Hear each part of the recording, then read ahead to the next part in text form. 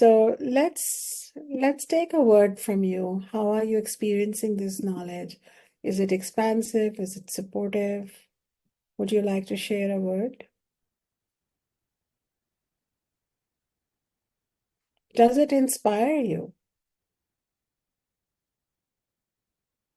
So let me ask you another question. Does it shock you, this kind of love for the divine? This experience, this connection of romantic ecstasy with love?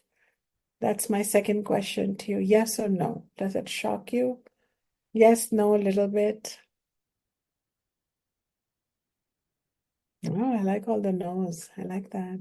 And even if yes, then it's fine. It's a new learning. In some religions, love of the God is meant to be pristine and pure, and there's a focus on that, and there's a reason for that too. But if we are loving with the whole gamut of our emotions, then why not romantic love?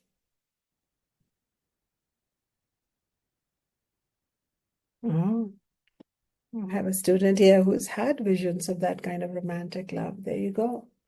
It's a very natural expression, divine romance, indeed. It's beautiful.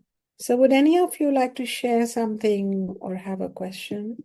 It's a good opportunity. And then in our next session, we will close on the fifth and final rasa, Shantam Bhava, and that would close our 5 rasas. And the story of Saint Teresa in Christianity, indeed. Yes. I have some idea about it. Yes. We do have the story of Santa Teresa de Avila, which of course was a Spanish saint. Mm-hmm. I guess this is not working. Do you hear me okay? Yes, I can hear you.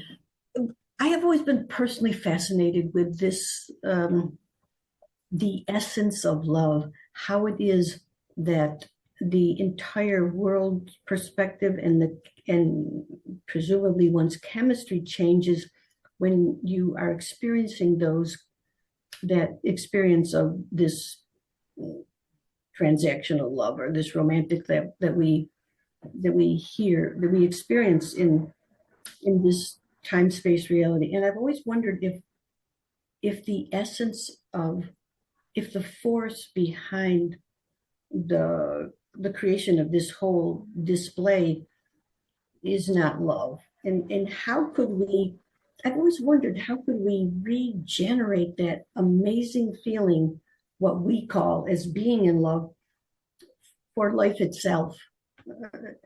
And how do we regain that? And maybe what this this romantic relationship with the Ishwara might be give some insight into that. I definitely am intrigued with the concept of love and how it can be so strong and then how it can disappear, and what is that magic that occurs and how could we make that permanent in our lives? I think all human love, even though it is short-lived and ephemeral and kind of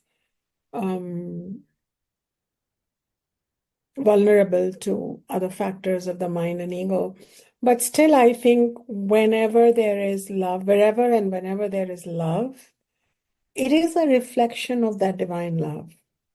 So it definitely uplifts us, and it definitely makes us become better people, want to do better, want to act better. And the purer it gets, because Ishwara is all pervading. And when we start loving Ishwara after experiencing knowledge about Ishwara, because sometimes if we love a God that only belongs to some people, then we also end up hating the other people who don't love our God. So that's not the kind of love I'm talking about. I'm talking about the love that is for all creatures, all things, all beings, because Ishwara is understood as a higher principle than that, higher consciousness, an inclusive principle. And I feel that if we burrow into all religious books, there are some statements or verses alluding to that. Bigness, allness, all-inclusiveness, though later with the march of time and human involvement, different religions became closed books of love, like these were like, here's a book of love, but for only these 30 people. And here's a book of love for these 500 people. But love does not have boundaries, number one. And so whatever we think of, we become that. So when we start loving knowledge-enabled understanding of Ishwara as a boundless light, as a boundless consciousness that dwells in all beings, you can imagine what an expansive experience that happens on us. And then we really start operating in the higher realm. But I do feel that a mother's love for the child, or the child's love for the parent or for the grandparent, or our love for the fallen and the downtrodden, or our love for the smallest little tiny tadpole that is struggling for its life, any expression of love, in that moment, we are a little closer to Ishwara. We become a gopi at that time. But then the ego comes in and it starts calculating how much when it's not possible. So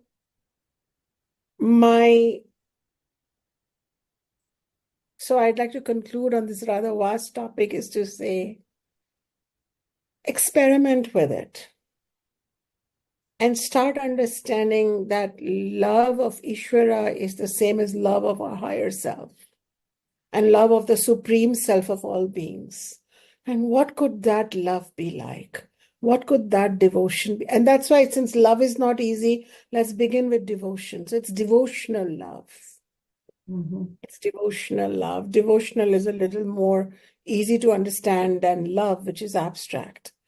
But the state we reach into due to bhakti is a state of love where there are no boundaries, there is no restriction, there is an upward feeling, an expansive feeling, a positive feeling, an ennobling feeling, and ultimately a freeing feeling and a freeing experience of freedom and liberation, because loving the boundless one makes us boundless and makes us in love experience our own boundlessness. That is what happens. I also want to say that who we love reflects on us. If we love petty people, we become petty after a while, do we not? After a while. If we love noble people, we become ennobled. This is the phenomena between teacher and student in our Vedic tradition. But when we love Ishwara, and we start understanding how Ishwara is an all-pervasive, kind, benign, powerful phenomena, we become that. So it's a transference that happens in Bhakti Yoga. So I hope that's just some starting ideas for you, Arya. Yeah. It's interesting when I experienced that state of love with an individual, you automatically love everyone. It's that, Yeah. and that must be a touch of that inclusiveness of the divine.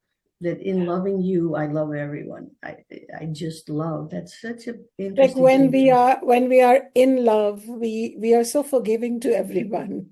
We become kinder, better people. We smile more.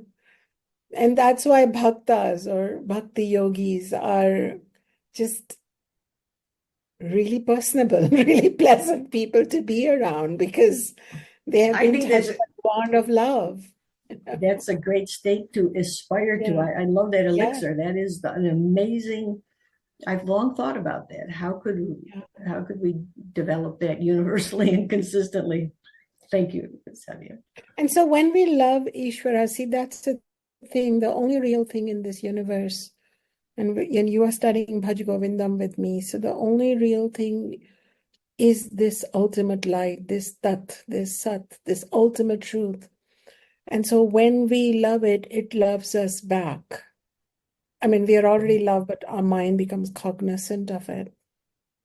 We're no longer in the well of rajas and tamas, in darkness and depression. And we start feeling loved. And then we feel like the sun has risen for us. and the wind is blowing for us, and the flowers are blooming for us. It feels like you are being serenaded by Ishwara. And there is the joy of life, and living comes back to you. And there is joy even in death and disease. Everything feels like a gift from your lover. So love is an emancipating state, a nobling state, an uplifting state. Love is our natural most emotion. It is the state of our Atma. And when we practice it towards Ishwara, and you'll have to go back and review many, many, many lessons on Bhakti Yoga. But one of Bhakti is a tool to practice that love. Bhakti is a tool. So when I light a candle, I'm not just lighting a candle to please God. I'm lighting a candle because that's the way to connect with that invisible, all-pervasive power and saying, I love you. So when you bring love into all your bhakti motions, spoken, actions, or thoughts, let me not judge another person because I love Ishwara and Ishwara dwells in all persons. That's an act of love. And gradually we become changed entirely due to this love. Yeah. And as we flow love, well, guess what happens? Love flows back to us. So it's a magnificent state to be in. Yeah.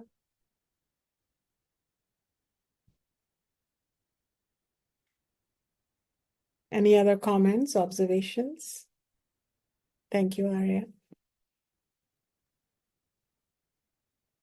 Deborah shares that she often reflects on the events of the past 12 or 24 hours and notices where in the day she's sensing the presence of Ishwara. Is that what Deborah is saying? Yeah, Deborah's checking in more. Yeah. Yes, Deborah. You know, when I walk through the alleyway in my house, I don't know, it's called alleyway or corridor. I'm like, Ishwara, I'm walking in your house. Ishwara, these walls, you're Ishwara, this wall is Ishwara, this wall is Ishwara. Every moment, every single particle. That's the question. That's the question. Who are you and where are you roaming around? What world is this? What's that power behind it that has become it and that is inside you? Yeah. I like you being more and more noticing.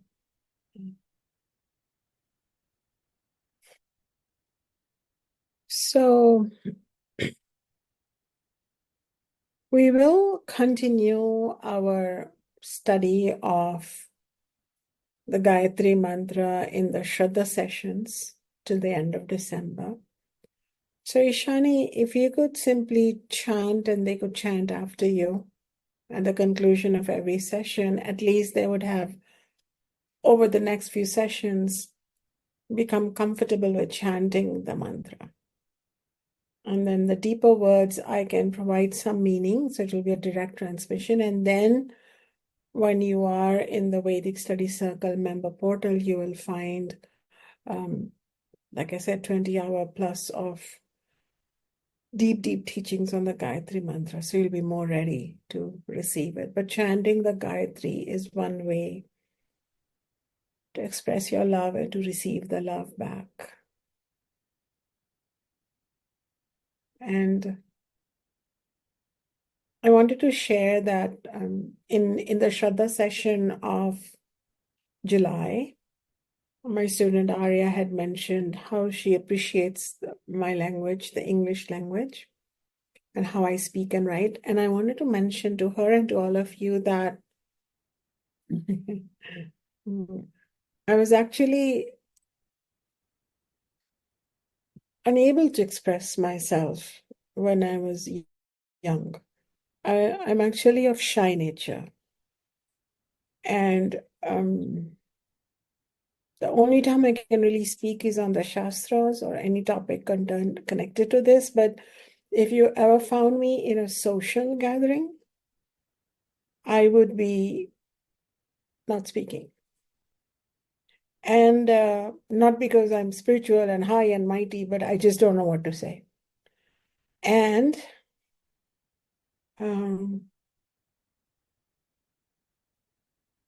as a servant of Ishwara, I asked, how can I serve you? And I heard, serve me through your speech. And so in loving service, this speech arises. In loving service, and it slowly changed. And that's why I couldn't write. I mean, my first book came out, like 7 years ago when I was 50? That's late for someone who has a lot of knowledge in English language. I didn't have it. It has come through grace. It has come through an evolution of loving consciousness.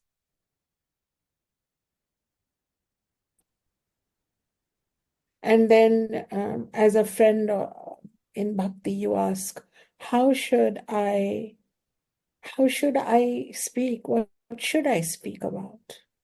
Okay, I'll speak. Even if I'm shy, I will speak because I'm your servant. Now, how? Okay, as a friend, I understand that I have to be a friend too, so I can speak in a friendly way. Speak not down to the students, but speak to them as a peer in samsara, as a human who's equally stuck but has made some chains looser. So here you go, you can learn from me. Yeah. So I have found that bhakti has strengthened areas that were passively lurking inside me, strengths that I was not aware of. Bhakti to Durga, to Saraswati, to Lakshmi, to Ganesha, to Shiva, to Vishnu, and to the formless, of course, which is my main go-to, Ishwara.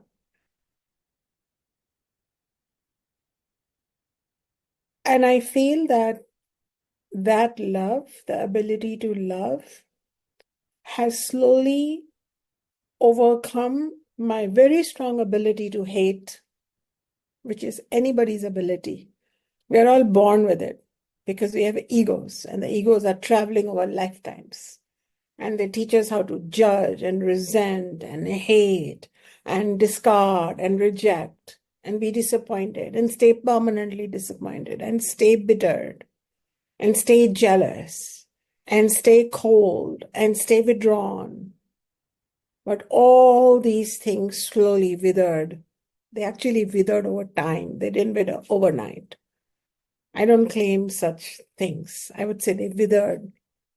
And what blossomed was a whole new flower of love. And gradually, I extended this love even to the difficult people in my life. And I want to report to you that I've had some difficult relatives acting out, but using the same paradigm that what is there but Ishwara, that situation is also resolved in a loving pool of joy. So when we bring our bhakti perception into our relationships, into our life, into our own heart, into our own housekeeping, slowly love reigns supreme. Compassion reigns supreme. And we become truly divine in that love. We don't become Ishwara as in, we're not saying we've become God or goddess, but we have definitely in our human avatar all blessed with that divine love. So I hope this additional share helps you, that no situation is an exception in our loving journey. And it's not like, well, these relatives are bad and these are good. And okay, they're bad, so we separate out from them. But then we keep practicing loving thoughts, loving ideas, loving solutions until there is some breakthrough, at least within you. And everything becomes an ocean of divine love. So that is what I would like to share with you. We will keep discussing bhakti, devotional love, how it metamorphizes our own psyche into a loving psyche. All right. Thank you, Gemma, everyone.